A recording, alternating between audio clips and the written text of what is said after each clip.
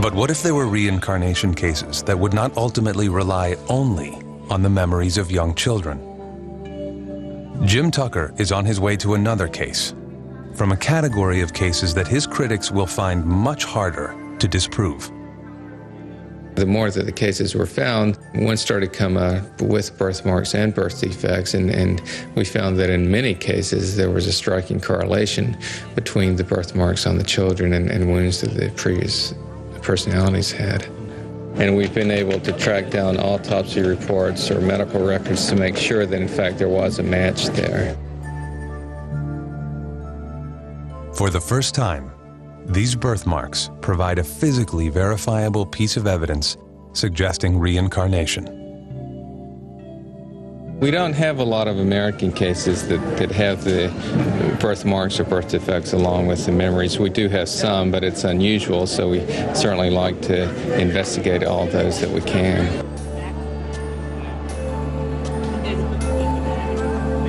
And Jim Tucker is about to visit one of these cases. He is boarding a flight to Florida to meet a boy who remembers being a New York policeman killed in a hail of gunfire.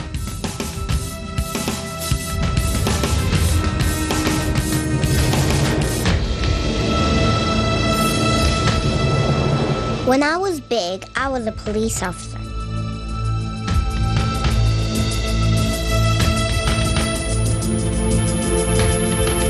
I walked into a store one night.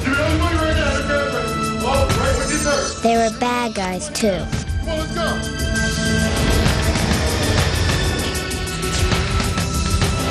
They shot me dead. Give me your money now.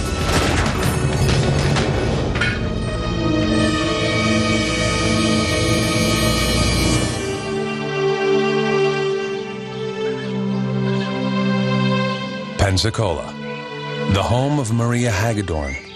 She is the mother of 2 children, 2-year-old Mia and 5-year-old Ian. Ian is a very sick boy. What kind of dress do you like to wear? Maria Hagedorn's son suffers from a very rare heart disease. If he exerts himself too much, he struggles for air and faints. Trips to the family cardiologist are frequent. Continued observation a must. Little Ian had 6 major heart operations before he turned 4. He was a big, healthy 8.5-pound baby, and they took him off. They said to take a bath, give him a bath. And they never came back. Over an hour went by, so I sent my husband off to find the baby. And he came back quite a bit later with 2 doctors, and they were all crying, very visibly shaken, which I knew that the news was not good. The doctors told Maria that Ian would not live through his first day. Only an emergency operation would save his life. 6 hours after his birth, Ian underwent major heart surgery. Ian had underdevelopment of the pulmonary valve, which is the artery right here we see in this drawing, and that caused the right side of his heart not to develop as well. And what that leads to is a lack of oxygen in his blood. So it's a condition where he is essentially suffocating because not enough oxygen is delivered to the brain and to the rest of the body.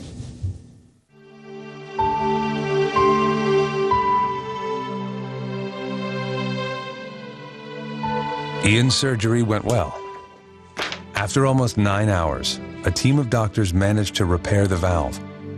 But the underdevelopment of the right side of his heart would take time and more operations.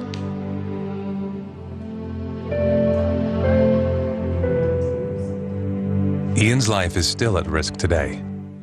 What brings Jim Tucker to this case is an event that took place over a year before Ian was born. My dad was a police officer, and he walked into Radio Shack, and he could tell something was going on. 2 guys up at the front desk pulled a machine gun out of their overcoat and pointed it at the manager. And my dad pulled his revolver and said, "Drop your weapons, I'm a police officer." And somebody was shooting him quite immediately after he said that. We're told people get light. Jim Tucker and Maria Hagedorn review her father's autopsy report. Eerily, the cause of death jumps out at anyone reading this report. Maria's father died from a ruptured pulmonary artery caused by a gunshot wound, the same artery that is causing Ian's misery. But something else happened that seemed even stranger to Ian's mother.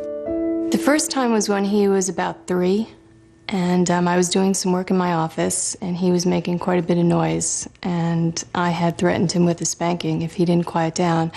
And he stood there and looked at me and said, "When you were a little girl and I was your daddy, lots of times you were bad and I never spanked you," which just kind of blew me away. He didn't get a spanking. And then Ian began to talk more about his grandfather. Growing up, we had 2 cats, a black cat and a white cat, and the black cat was Maniac, and the white cat was Boston. So one day I was doing something, and Ian came over to me and he said, "Mom, when you were a little girl and I was your daddy, what was my cat's name?" And I said, "Maniac?"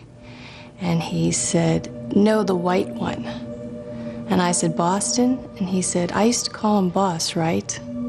So he knew the color of the cats, and he knew the nickname that only my dad used to call Boston.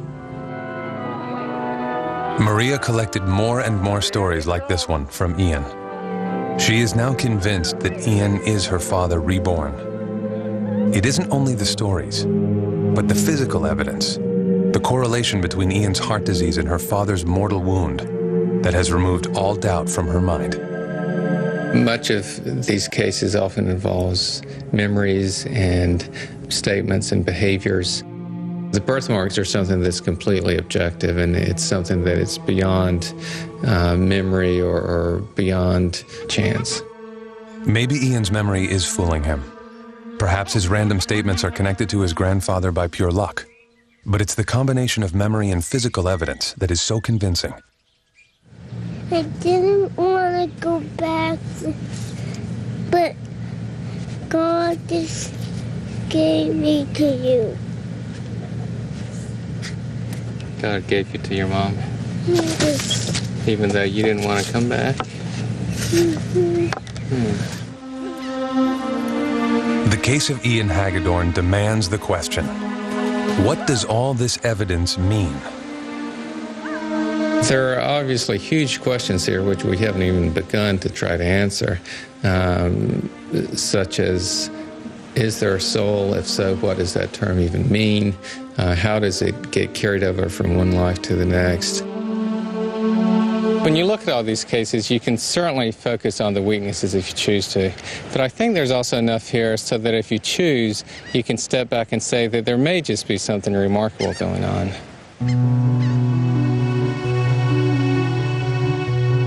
If Dr. Tucker is right, the memories of all these children could mean that death may just be a road to another life.